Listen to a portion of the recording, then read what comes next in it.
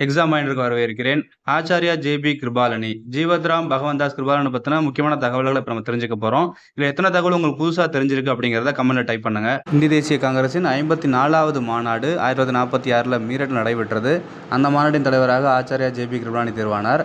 1947ஆம் ஆண்டு இந்தியா சுதந்திரம் அடைந்த போது காங்கிரஸ் கட்சியின் தலைவராக இருந்தவர் ஜே.பி. கிருபாலனி தான். 1947ஆம் ஆண்டு காங்கிரஸ் இருந்து வெளியேறினார் கருத்து வேறுபாடு காரணமாக.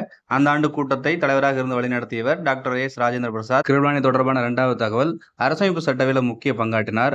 அரசமைப்பு சட்டவில் இருந்த பல்வேறு குழுக்கள்ல அடிப்படை உரிமைகள் தொடர்பான துணைக்குழுவின் தலைவராக இருந்தவர் ஜே.பி. கிருபலானி. 1951ஆம் ஆண்டு காங்கிரசிலிருந்து வெளியேறி கிசான் மஸ்தூர் பிரஜா பார்ட்டி என்ற ஒரு தனி கட்சியை தொடங்கினார். 1951ஆம் ஆண்டு தொடங்கப்பட்ட கிசான் மஸ்தூர் பிரஜா கட்சியை 1952ஆம் ஆண்டு சோசலிஸ்ட் கட்சியோடு இணைத்தார். அதற்கு பிறகு அந்த கட்சியோட பெயர் பிரஜா சோசலிஸ்ட் கட்சி என்று மாறியது. இந்திய பாராளுமன்ற வரலாற்றில் முதல் நம்பிக்கையில்லா தீர்மானத்தை அறிமுகப்படுத்தியவர் ஆச்சார்யா ஜே.பி. கிருபலானி. ஜவஹர்லால் நேரு மீது 1963ஆம் ஆண்டு இந்த நடவடிக்கை தொடங்கினார். இந்த நம்பிக்கையில்லா தீர்மானம் போதிய ஆதரவு இல்லாமல் தோற்கடிக்கப்பட்டது.